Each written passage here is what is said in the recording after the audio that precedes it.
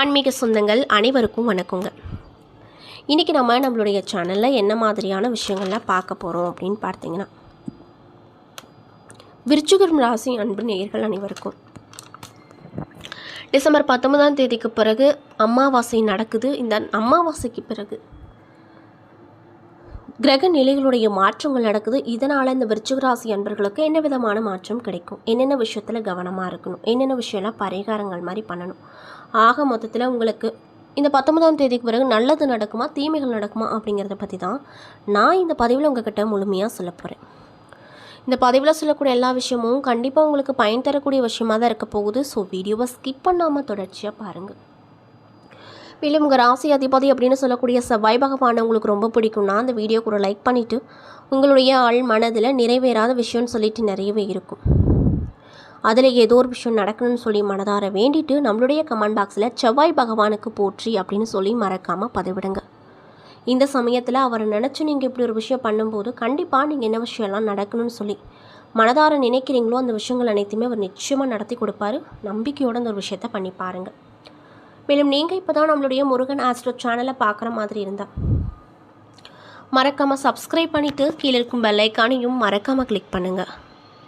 அப்போ தான் நம்ம சேனலில் போடுற எல்லா வீடியோவுமே நோட்டிஃபிகேஷனாக உங்கள்கிட்ட உடனுக்குடனே வந்து சேரும். ஸோ இப்போ வாங்க நம்ம வீடியோக்குள்ளே போய் தெளிவாக பார்க்கலாம். விருச்சிக ராசி சந்திரனின் நீச்ச ராசியாக சொல்லப்படுது. செவ்வாய் ஆட்சி செய்யக்கூடிய ராசியாக பார்க்கப்படுது. மேலும் கார்த்திகை மாதம் சூரியன் இந்த ராசியில் இருப்பார். விருச்சிக ராசிக்காரர்களை பொறுத்த வரைக்கும் அவங்களுடைய குணாதிசயங்கள் அப்படிங்கிறது எப்படி இருக்கும் அப்படின்றத பார்க்கலாம். விருச்சிக ராசிக்காரர்களிடம் உள்ள பயமும் சந்தேகமும் வெளியே முரட்டுத்தனமாக இருக்கும். நம்ம கண்ணுக்கு அவங்க பயப்படுறதும் சந்தேகப்படுறதும் கோவப்படுற மாதிரி முகத்தை வச்சுட்டு இருக்கக்கூடிய தோற்றத்தை தான் காட்டும். அன்பு செலுத்தும் வகையிலையும் பகை பாராட்டுவதிலும் உச்சத்துக்கே இவங்க செல்லுவாங்க. விருச்சிக ராசிக்காரங்க எதையும் அரைகுறையாக விட்டு செல்லவே மாட்டாங்க. எல்லாவற்றையும் முழுமையாக நிறைவாக செய்ய வேண்டும் அப்படிங்கிற எண்ணம் எப்பொழுதுமே இவங்ககிட்ட இருக்கும். ஒரு சின்ன வேலையாக இருந்தால் கூட 3/4 மணி நேரம் டைம் எடுத்து ரொம்ப பொறுமையாக செஞ்சு கொடுப்பாங்க. விருச்சிக ராசி அப்படிங்கிறது நீர் ராசியை குறிப்பதால் இவரது மனம் கடல் நீரை போல ஆழமாகவும் மர்மங்கள் நிறைந்ததாகவும் எப்பொழுதுமே இருக்கும். திடீர்னு பார்த்தா அமைதியாக இருப்பாங்க, திடீர்னு பார்த்தா உணர்ச்சி வசப்படுவாங்க. இவருக்கு மன அழுத்தம் குழப்பம் அதிகமாக இருக்கும். வெறித்தனமாக கடும் வேகத்தோடு செயல்படுவாங்க. போட்டிகளில் கண்டிப்பாக தனக்கு வெற்றி உண்டு அப்படிங்கிற தன்னம்பிக்கையோடு சில வேலைகளில் தற்பெருமையும் கொண்டிருப்பாங்க. கவிதை பேசி பெண்களை மயக்கி கவர்ந்து விடுவாங்க. தலையாட்டி பொம்மை போல பொண்ணை மாற்றி விடுவாங்க. அது மட்டும் இல்லாமல் பொதுவாகவே விருச்சிக ராசி ஆண்கள் யாரிடமும் தங்களுடைய காதலை உடனே சொல்லிவிட மாட்டாங்க. யாரு கூடயும் சட்டுன்னு நட்பும் கொள்ள மாட்டாங்க. வெகு நிதானமாக ஆலோசித்து அப்புறம்தான் நண்பராக இருந்தாலும் சரி காதலராக இருந்தாலும் சரி ஏற்றுக்கொள்வாங்க. அல்லது தன்னுடைய வாழ்க்கையில் அவர்களுக்கு ஒரு இடத்தை கொடுப்பாங்க. நட்பாக இருந்தாலும் சரி காதலாக இருந்தாலும் சரி நேர்மையாகவும் விசுவாசமாகவும் உண்மையாகவும் தனக்கு ஆதரவாகவும் தனக்கு மட்டும் சொந்தமாகவும் இருக்குதா அப்படின்று ஒரு முறைக்கு பலமுறை சோதித்து அறிந்து கொண்டுட்டே இருப்பாங்க. இவங்களுக்கு நட்பும் காதலும் ஒன்று தான். இரண்டுமே இவர்களுக்கு மட்டுமே சொந்தமாக இருக்கணும் அப்படின்னு ஆசைப்படுவாங்க. விருச்சிக ராசிக்காரர்களோடு பழகுவது கத்தி மீது நடப்பது போல தாங்க இருக்கும். சிறிய விஷயங்களுக்கு கூட அதிகமாக கோவித்து கொண்டு பேசாமல் இருந்துருவாங்க. அல்லது வேண்டவே வேண்டாம் என்று விலகி சென்று விடுவாங்களாம். இவங்களின் ஏச்சும் பேச்சும் தேள் கொடுக்கு போல சுருக்குன்னு இருக்கும் அப்படின்னு சொல்லப்படுது. அது மட்டும் இல்லாமல் விருச்சிக ராசி ஆண் மிக நிதானமாக தங்களுடைய நண்பர்களை தேர்வு செய்வாங்க. ஒரு வேலைக்கு போவதாக இருந்தாலுமே 10 முறை ஆலோசித்து 11ஆவது முறை தான் அந்த வேலையில் செய்யலாமா வேண்டாமா அப்படின்றத யோசிப்பாங்களாம்.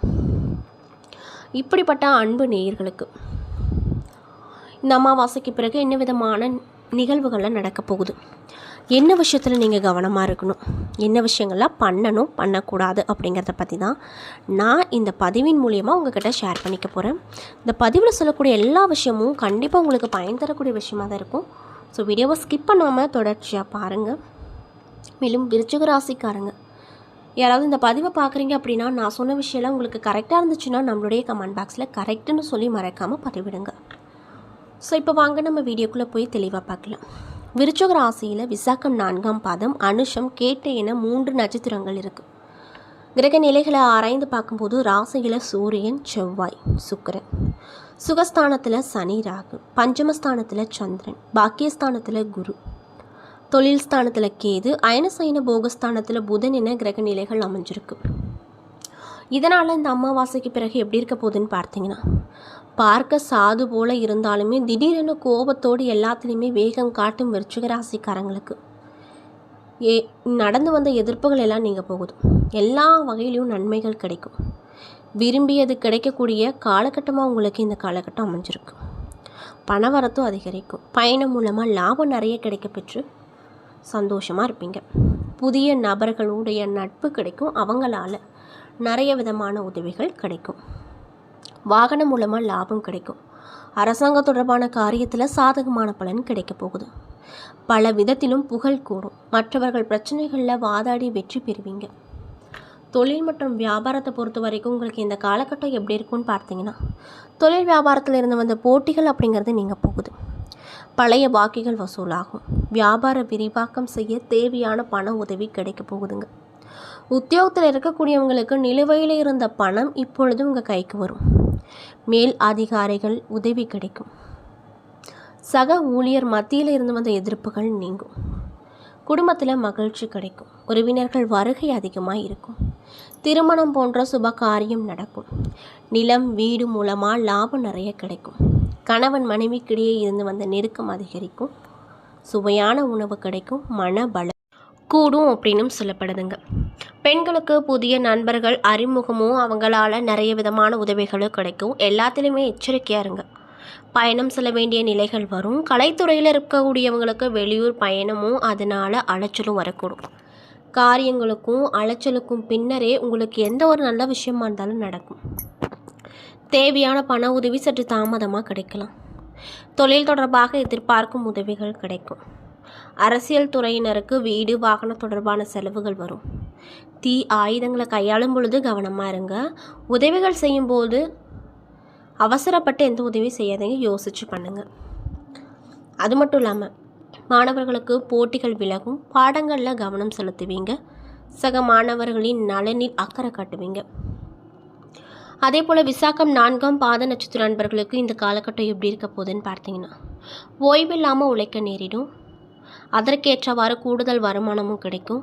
தொழில் அதிபர்கள் நினைத்தபடி உற்பத்தி கூடும். புதிய ஒப்பந்தங்கள் கிடைக்கும். லாபம் அதிகரிக்கும். வியாபாரிகள் நல்ல லாபத்தை பெருக்குவாங்க. பழைய பாக்கிகள் வசூலாகிடும். உடல்நிலையில் இருந்து வந்த சிரமங்கள் முற்றிலும் நீங்கும். அனுஷம் நட்சத்திர நண்பர்களுக்கு இந்த காலகட்டம் எப்படி இருக்க போகுதுன்னு பார்த்தீங்கன்னா, நீண்ட நாட்களாக தொல்லை கொடுத்து வந்த நோய் மருந்துக்கு கட்டுப்பட்டுவிடும். அரசு பணியில் இருக்கக்கூடியவங்களுக்கு உடன் பணிபுரிபவர்களிடம் எச்சரிக்கையாக இருக்கணும் அப்படின்னு சொல்கிறாங்க. மேல் அதிகாரிகள் கோபத்திற்கு ஆளாகாமல் பார்த்துக்க வேண்டும்.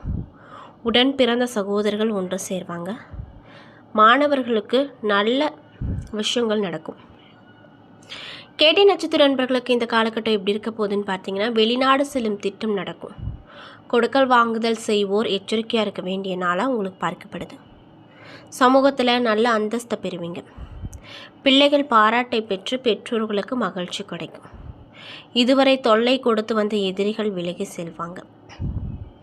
மேலும் நீங்கள் என்ன மாதிரியான விஷயத்த பரிகாரங்கள் மாதிரி பண்ணணும்னு பார்த்தீங்கன்னா, செவ்வாய்க்கிழமை நாட்களில் மாரியம்மனுக்கு தீபம் ஏற்றி அர்ச்சனை செய்து வழிபட்டு வர உங்களுக்கு ஏற்பட்டிருக்கக்கூடிய கஷ்டங்கள் தீரும். அமைதி கிடைக்கும். மேலும் உங்களுக்கு அதிர்ஷ்டம் தரக்கூடிய நாட்கள் டிசம்பர் 27, 28 அப்படின்னு சொல்கிறாங்க.